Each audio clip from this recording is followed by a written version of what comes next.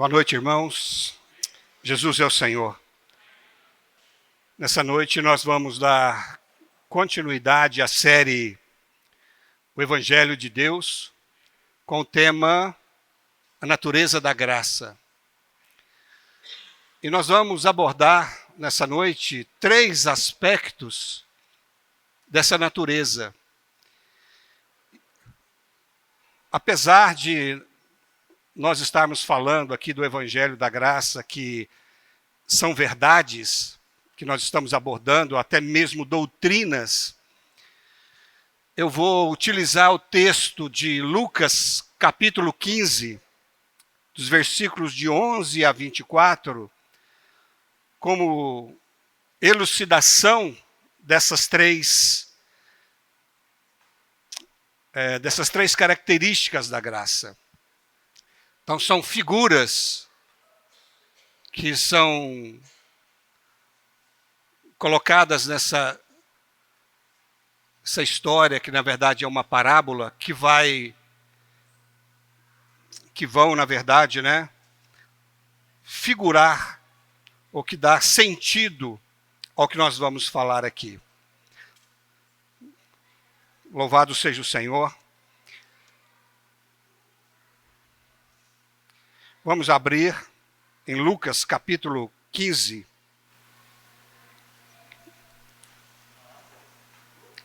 Eu vou ler para os irmãos e vou comentando aqui, tá bom?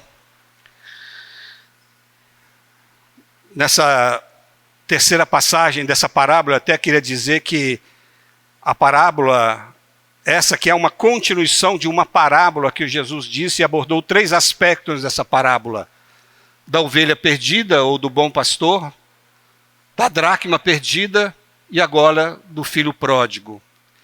Então, dando continuidade nessa parábola, ele no versículo 11 diz: Recording in progress. Certo homem tinha 2 filhos. O mais moço deles disse ao pai: Pai, dá-me a parte dos bens que me cabe. E ele lhe repartiu os haveres.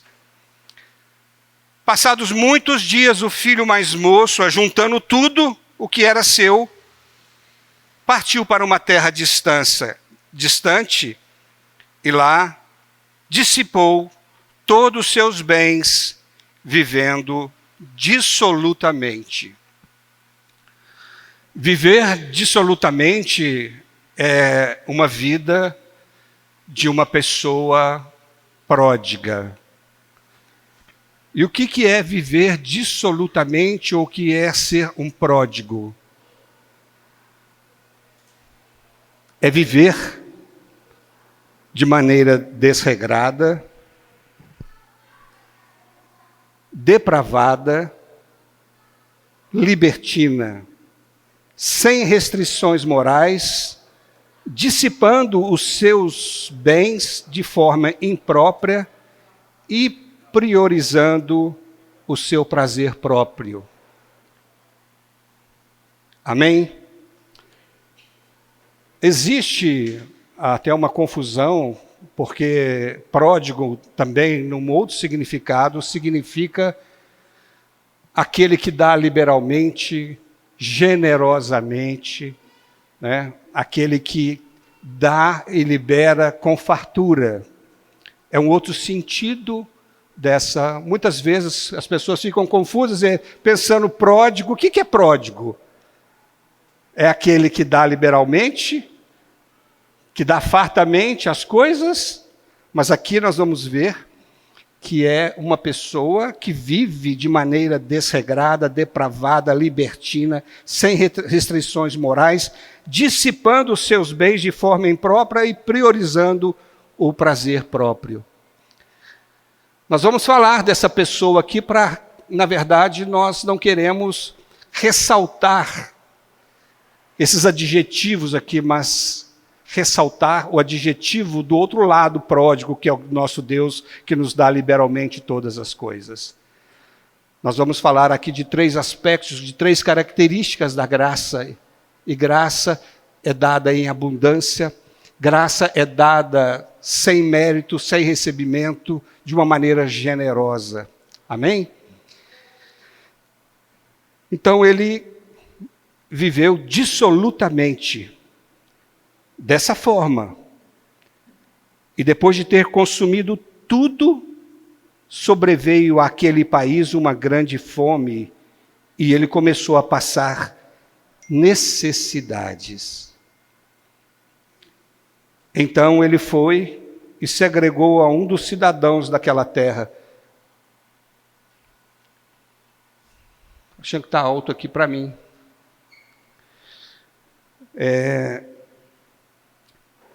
Ele se agregou a um dos cidadãos daquela terra, e este o mandou para os seus campos a guardar porcos.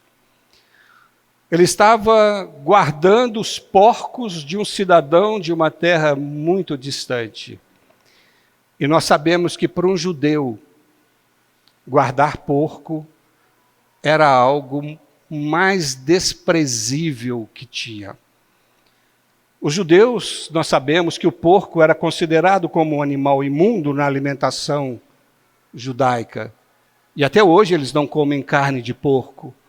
Então, cuidar de uma coisa imunda era realmente muito humilhante. Então, esse jovem chegou numa situação terrível, terrível, passando fome, necessidade e cuidando de porco. Ali ele desejava fartar-se das alfarrobas que os porcos comiam, mas ninguém lhe dava nada. Ele desejava comer a comida que as pessoas davam para os porcos. Alfarrobas eram um tipo de uma semente, uma fruta que dava ali no deserto, e que eles colhiam nas latas, provavelmente, nos cestos, e jogavam para os porcos. Ele desejava até comer ali, quando ele chegava, não tinha mais comida para ele. Ele não tinha a função de alimentar os porcos, simplesmente de guardar. Irmãos, que situação mais deplorável, mais miserável que esse jovem chegou. Imagina cuidando de animais imundos, desejando comer as comidas desse animal imundo, e é que dizia, ninguém lhe dava nada. Então, caindo em si, disse: quantos trabalhadores de meu pai têm pão com fartura, e eu aqui morro de fome. Levantar-me-ei, irei ter com meu pai, e lhe direi: pai, pequei contra o céu e diante de ti, já não sou digno de ser chamado teu filho, trata-me como um dos teus trabalhadores.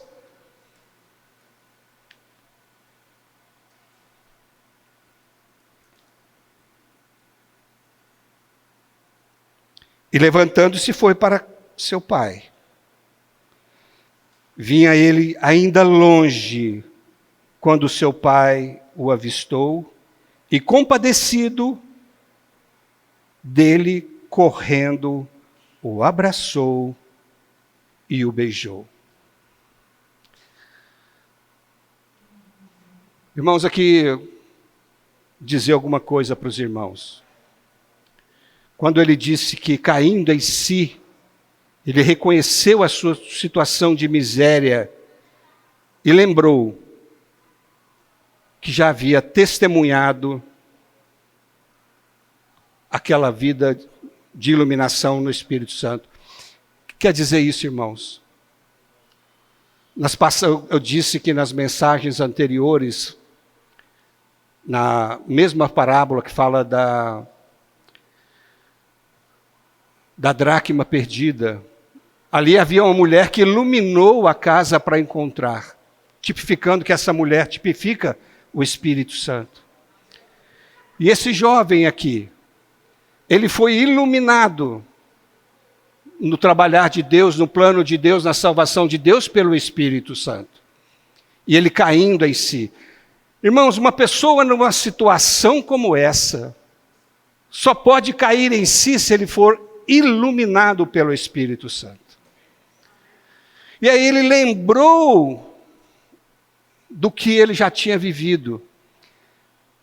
E aí eu digo, irmãos, por isso nós precisamos pregar o Evangelho. Falar o que Deus é e o que Deus tem na sua casa. Para que no momento de perdição, de miséria,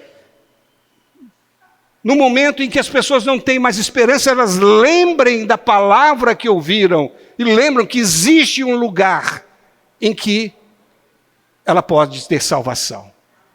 Por isso nós precisamos pregar o Evangelho, porque no momento certo o Espírito Santo ilumina e as pessoas caem em si, somente pela palavra de Deus. Ele diz aqui que o pai, continuando aqui, já... Olha só que maravilha. E levantando-se foi para seu pai. Vinha ele ainda longe quando seu pai o avistou. E compadecido dele, correndo, o abraçou e o beijou. Olha que situação. Devia ser à tarde. O pai o avistou de longe. Esse pai não estava em casa, desfrutando das suas riquezas, dos seus bens. O pai o amava. O pai continuava, amava aquele filho que saiu de casa. E todos os dias, com certeza, esse pai estava lá olhando, quando é que será que meu filho vai voltar? Ele não estava em casa olhando, ele estava num lugar onde ele podia ver longe. E ao ver aquele filho, ele saiu correndo, o abraçou e o beijou. Aqui mostra-nos o amor de Deus. Um pai cheio de amor por aquele filho que rejeitou, desprezou tudo aquilo que tinha em casa para viver a sua vida. Mas amor é amor, irmãos. Um pai, uma mãe que ama, não importa muitas vezes com aquilo que seus filhos falam ou fazem. Aqui nos mostra o amor de Deus pelo homem. Esse amor de Deus pelo homem, que fazia com que todos os dias ele desejasse a volta do seu filho. Louvado seja o Senhor.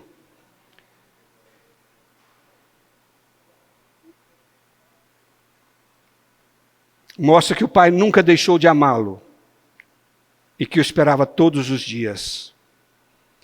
Compadecido dele, correndo, abraçou e o beijou.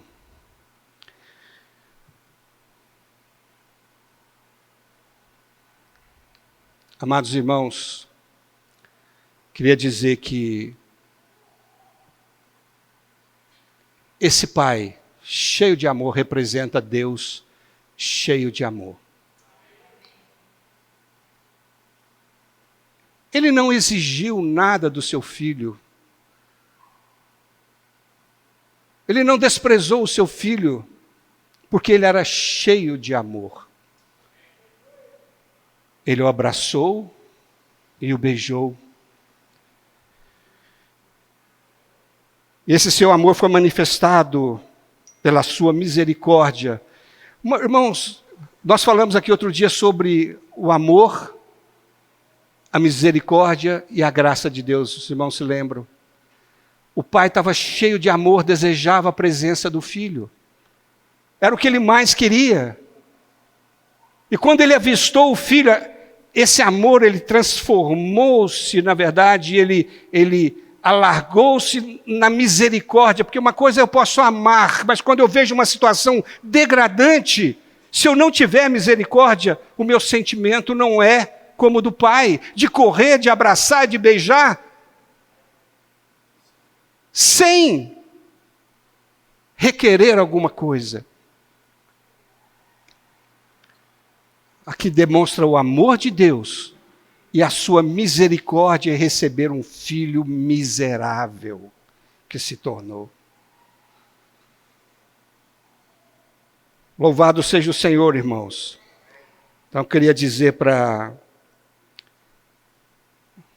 tomar essa parte aqui, essa figura, para mostrar o primeiro, ou a primeira característica da graça de Deus.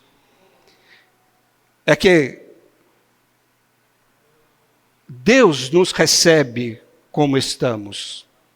E os nossos pecados não são empecilhos para Deus nos receber. Esse garoto aqui, cheio de falhas, cheio de pecado, nós vimos o que era aqui um pródigo, viver de maneira desregrada, depravada, libertina, gastar tudo que tinha.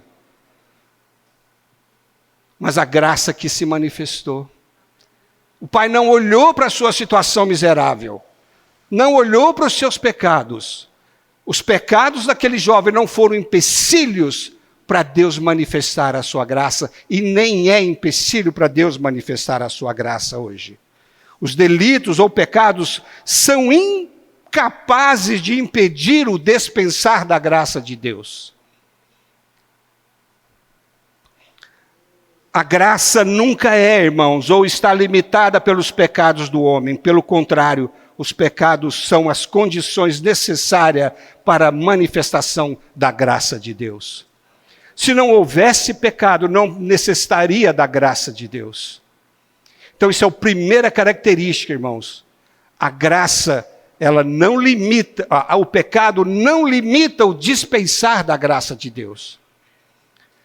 Muitas vezes nós pensamos, mas eu sou tão pecador, sou tão miserável que Deus não vai me aceitar. Vai aceitar porque a graça é para isso, para aceitar aquele filho pródigo, aquele que vive na miséria. Louvado seja o Senhor. Não devemos pensar que para receber a graça de Deus, precisamos melhorar um pouco mais as nossas atitudes para depois ir a Ele, de maneira alguma. O pai não exigiu nada, o pai não condenou.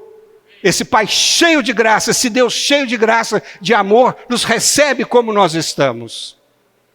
Ele está desejoso em correr, nos abraçar e nos beijar. Independentemente da nossa situação. E às vezes, muitas pessoas pensam que Deus não vai me aceitar, eu sou tão pecador. Tão miserável, Deus não vai aceitar. Não, a graça não é limitada pelos pecados do homem. Deus desceu da sua glória para viver com o homem miserável e pecador. Tem aquele hino que fala, do alto trono era seu, dos anjos tinha adoração, não é? Mas tudo por amor deixou. E vivendo aqui em servidão, para quê? Por causa de mim, por causa de você, por causa do homem. Deus é santo, mas Ele se fez pecado, como um pecador, a semelhança, para estar junto conosco, para nos receber. Louvado seja o Senhor. Então,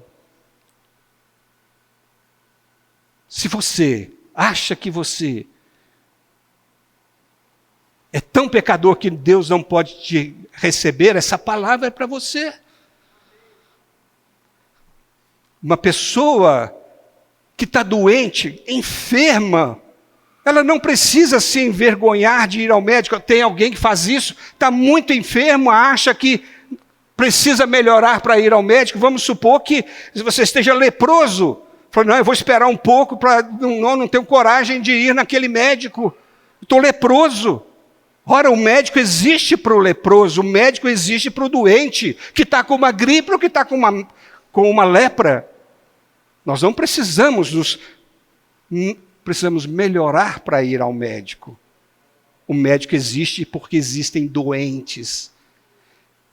E a graça existe porque existem pecadores. O Senhor Jesus disse, eu não vim para os sãos, eu vim para os doentes. Os sãos não precisam de médico. Vocês precisam, vocês estão doentes, vocês estão cheios de pecado. Oh, Senhor Jesus. Irmãos, a nossa pobreza, a nossa miséria são as condições para recebermos a graça. Louvado seja o Senhor. Sem pecado não há necessidade da graça. Sem pecado, o amor e a misericórdia de Deus seriam suficientes. Mas, aleluia, existe a graça de Deus para nos receber. Então, irmãos, primeiro aspecto da graça. O pecado não limita o jorrar da graça de Deus. Os pecados não limitam o dispensar da graça de Deus. Deus nos recebe como nós estamos. Louvado seja o Senhor. Vamos dar continuidade. Aqui no versículo 21 ele diz: E o filho disse ao pai: Pai, pequei contra o céu e diante de ti, e já não sou digno de ser chamado teu filho. O pai, porém, disse aos seus servos: O que o filho tinha falado lá atrás? Eu vou chegar para o meu pai e dizer: Pai, pequei diante dos céus e contra os céus e diante de ti, já não sou seu filho, já não sou digno de ser chamado seu filho. Trata-me como um dos seus trabalhadores. Mas quando ele foi falar para o pai, ele diz: Pai, pequei. Já não sou digno de ser chamado seu filho. Aí o pai interrompeu ele.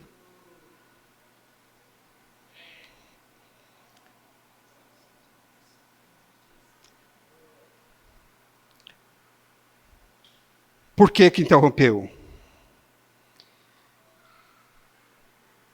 A graça, que é o segundo ponto, irmãos, não aceitam as nossas realizações como pagamento da salvação. Ele queria dizer: o senhor vai me receber, mas eu vou trabalhar para o senhor, eu vou pagar. Ele esqueceu que ali o pai era o pai da graça, que o recebia como ele estava e que não exigia nada dele como pagamento para ele desfrutar da casa do pai novamente. Esse é o segundo princípio, irmãos. Querer retribuir a salvação de Deus com o nosso trabalho é porque não conhecemos a extensão da salvação de Deus. O que ele queria? Estar de novo na casa do Pai? Receber de novo, estar ali e aí pagar com um trabalho desse? Irmãos, a graça de Deus não aceita as nossas obras como pagamento. Esse é o segundo princípio. A graça de Deus não necessita das nossas obras como pagamento, é de graça. O coração de Deus é um coração de graça. Por isso o pai não deixou ele falar: me trata como um dos seus trabalhadores. Mas uma coisa que o pai aceitou é que ele o quê? Se arrependeu. Pai, ele diz, pequei contra o céu e diante de ti. Houve um arrependimento e houve uma humilhação. Quando ele se humilhou, o pai disse, no versículo 22, o pai, porém, disse aos servos: trazei depressa a melhor roupa, vestiu, ponde-lhe um anel no dedo e a sandália nos pés. Oh, Senhor Jesus. Irmãos, voltando um pouco, dizer que as nossas realizações e os nossos serviços que nós queremos prestar a Deus depois que Deus nos aceita, não nos ajudam a receber mais graça de Deus. Pelo contrário, quando elas surgem, elas anulam a essência da graça de Deus. Os irmãos entendem isso? Por isso o pai não deixou ele falar: trata-me como um dos seus servos, como um dos seus trabalhadores. Nós não podemos pagar a graça de Deus com o nosso trabalho.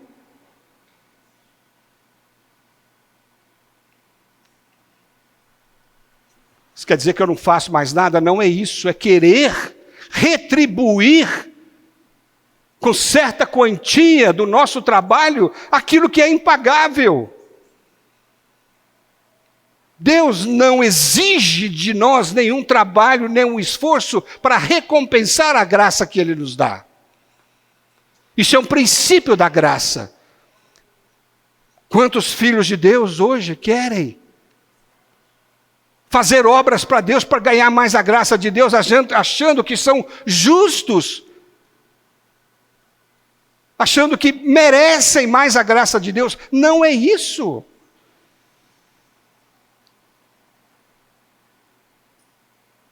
Louvado seja o Senhor.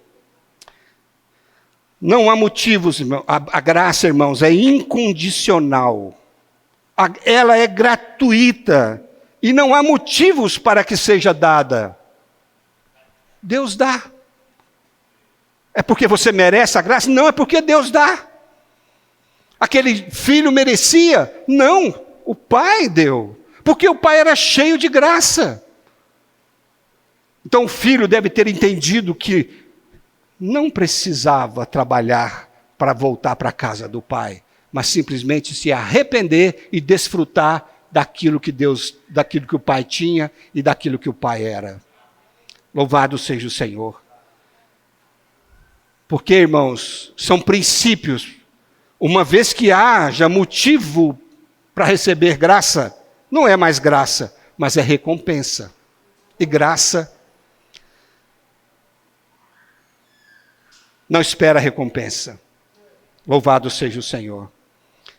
Romanos 11:6 diz: se é pela graça, já não é pelas obras. Do contrário, a graça já não é graça. Amém?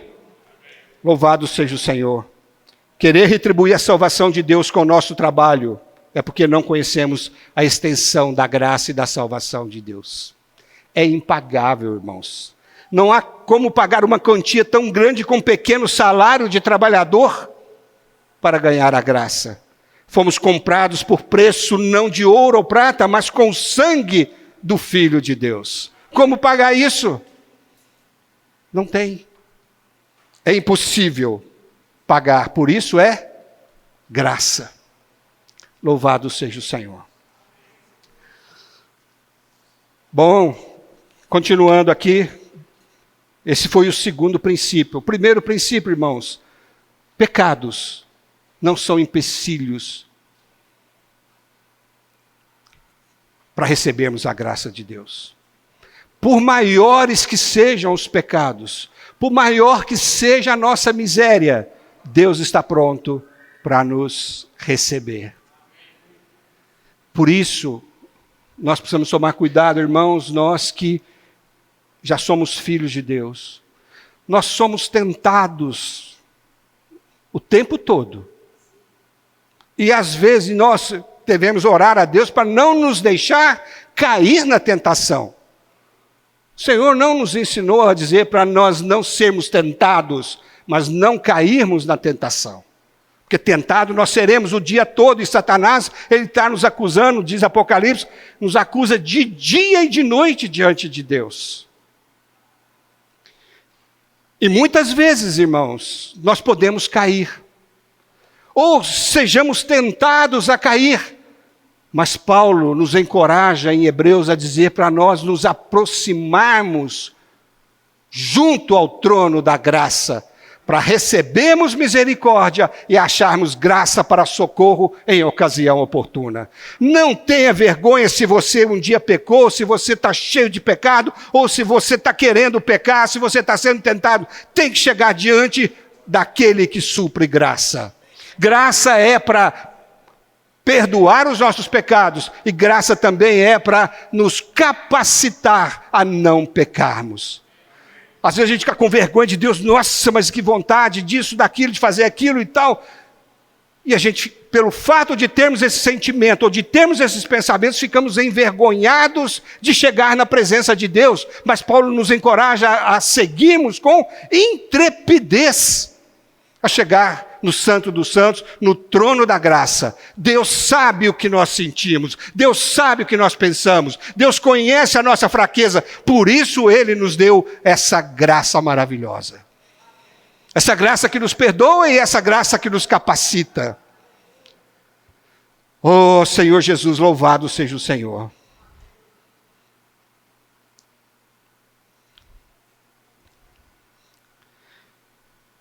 E no 22 ele disse, o pai, porém, disse aos seus servos, trazei depressa a melhor roupa, vestiu, ponde-lhe um anel no dedo e sandália nos pés. Depois que houve o arrependimento, o pai introduziu o filho na casa. Irmãos, maravilhoso, irmãos, que o pai encontrou o filho fora da casa. O pai demonstrou o seu amor. O filho compreendeu o amor de Deus, sentiu o amor de Deus e a misericórdia de Deus. Mas o amor de Deus e a misericórdia de Deus, irmãos, são porções dessa graça.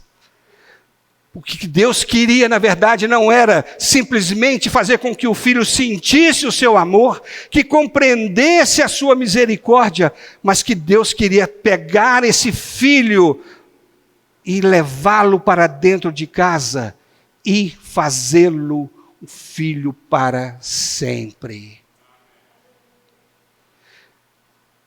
Deus então precisava resolver esse problema.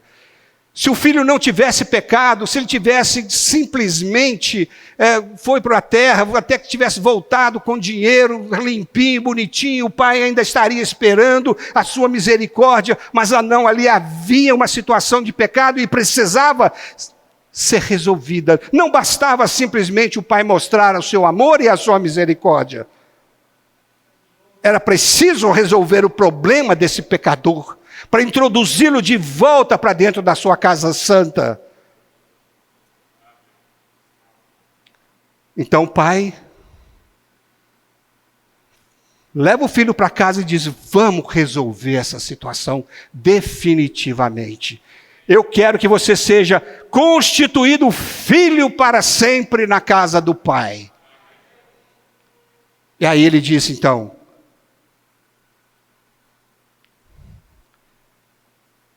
traga a melhor roupa. Troca esses trapos imundos pela a melhor roupa. A melhor roupa, que roupa era essa que o pai já tinha preparado? O pai estava com a roupa pronta. O filho não fez nada, simplesmente se arrependeu e o pai o levou para dentro de casa e o pai já estava com uma roupa pronta. A melhor roupa. Que roupa melhor era essa? Que roupa melhor era essa? Em Apocalipse 19, capítulo 19 de Apocalipse, versículo 8.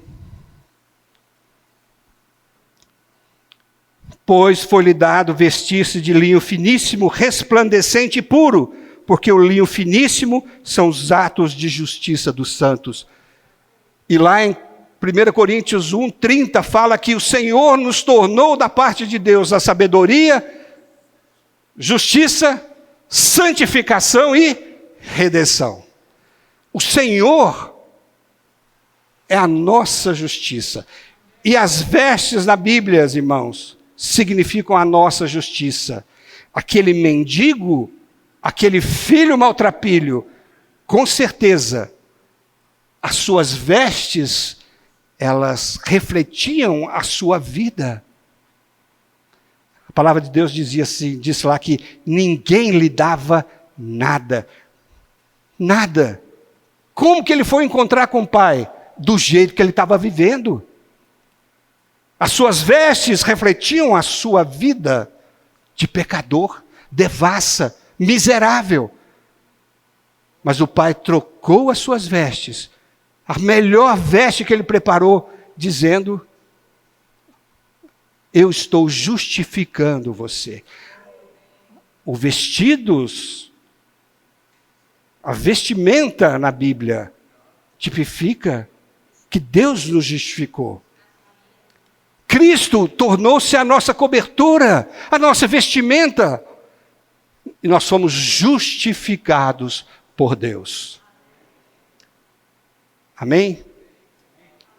Irmãos, por que o pai precisava definitivamente resolver aquela situação que começou lá na porta? Como que esse meu filho vai viver na minha casa? Com tantas acusações dos vizinhos, dos irmãos, da família.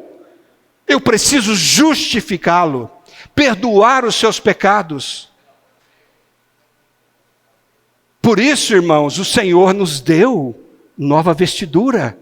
Cristo é a nossa vestimenta, a nossa vestidura de justiça. Para quê? Para que não haja acusação no nosso viver. Como que foi o nosso passado? Quantos de nós aqui vivemos passados muitas vezes deploráveis?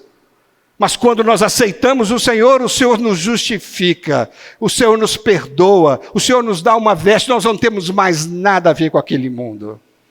E hoje nós podemos viver na casa de Deus, na casa do Pai, justificados com a nossa consciência limpa, nada nos acusando. Então Deus precisava resolver a situação definitivamente do seu filho. A primeira coisa que fez foi justificá-lo. O meu filho está justificado. Não se preocupe, você agora é uma nova criatura. As coisas antigas passaram. Viva e saiba que eu te perdoei, que eu justifiquei você. Isso era para a consciência do filho, viver adequadamente na sua casa. Entende, irmãos? Oh, Senhor Jesus, as nossas vestes, de fato, são como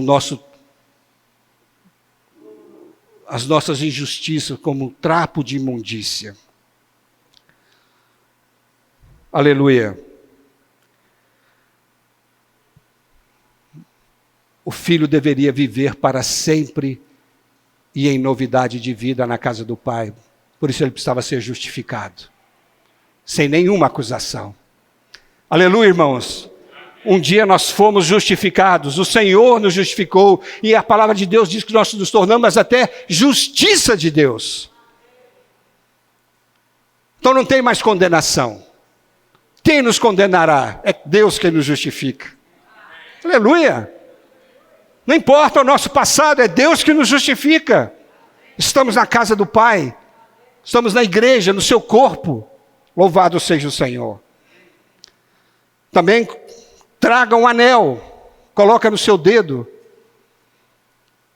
O anel pode ter vários significados, inclusive mostrando que um dia nós somos selados com o Espírito Santo. Esse anel aqui provavelmente era um anel de selo, e que todo governante tinha para poder selar as suas leis, os seus decretos. E era também aqui um sinal de autoridade. E o pai deu esse anel para o filho, como sinal de autoridade. Na minha casa você vai ter autoridade. Vai poder governar na minha casa com autoridade, com o meu conselho, com a minha...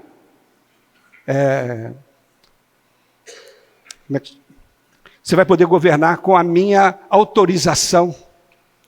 Então, irmãos, precisamos, na igreja, exercer a autoridade que Deus nos deu. Olha para o seu dedo, você vai ver um anel aí que Deus deu para você. Um anel de selo.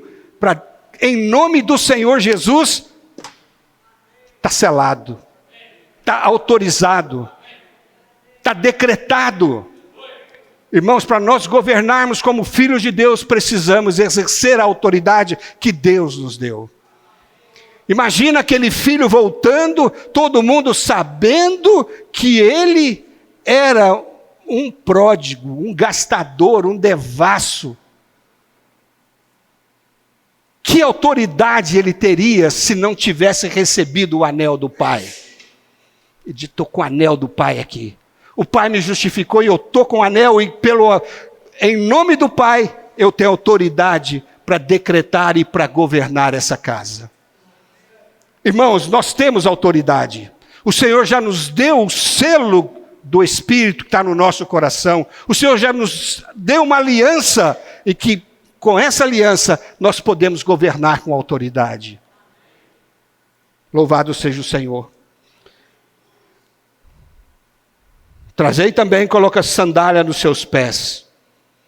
O Senhor tirou os nossos pés desse mundo, fez separação do Filho com o mundo. Quando o Senhor deu aquela sandália,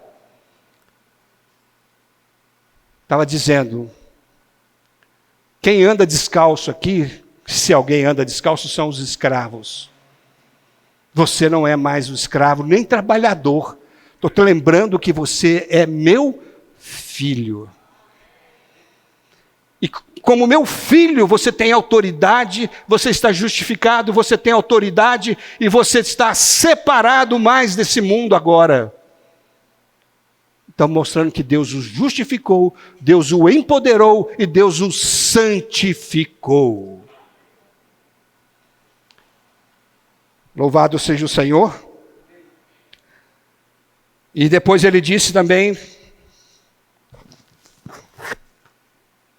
no versículo 23, trazei também e matai o novilho cevado.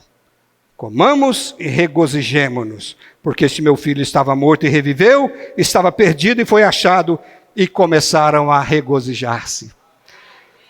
Aleluia! Todas essas coisas, irmãos, a justificação, o empoderamento do Espírito, a santificação, só foram possível porque havia um novilho que foi morto, tipificando Jesus. Que aquele sangue derramado foi a base da redenção para aquele filho. E que aquela carne partida foi para o sustento daquele filho, para ele poder se alimentar e ele se alegrar com o Pai. Louvado seja o Senhor. Isso mostra, irmãos, essa passagem, a terceira característica da graça. Que a graça é para nos fazer filhos na casa do Pai para sempre. Para sempre. Tudo que o Pai fez, o seu amor de esperar o Filho, a sua misericórdia em correr para diante daquele desgraçado, miserável, foi para que ele pudesse dar a graça de Deus plena para o seu filho poder estar na sua casa, governando para sempre. Tudo que Deus fez por nós, irmãos, baseado no seu amor, é para que nós pudéssemos hoje vivermos na casa de Deus como filhos para sempre. A graça nos salvou para sempre.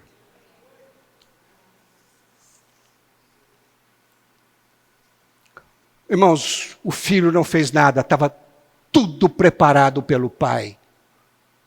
O vestido, a roupa nova, né? O anel, as sandálias e o novilho cevado. O que o filho fez? Nada, tudo preparado para o pai. A graça do pai nos deu a plena salvação, que é gratuita. A graça nos deu a plena salvação, que é gratuita. E a salvação, irmãos, é um dom gratuito de Deus.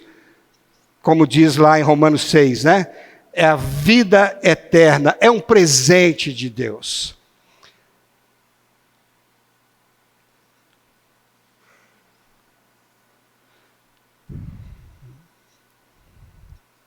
Deus nunca nos dá um presente tão grande assim para depois tomá-lo de volta, se por acaso formos inadequados. Não. As nossas obras não são para nossa salvação eterna, mas sim para serem julgadas no reino. O que eu quero dizer com isso, irmãos? A nossa salvação está garantida. Está garantida. Estou querendo dizer que em muitos lugares diz que se você não viver adequadamente, você pode perder a salvação. Não. Deus não preparou tudo isso, irmãos, para um dia nos tomar de volta.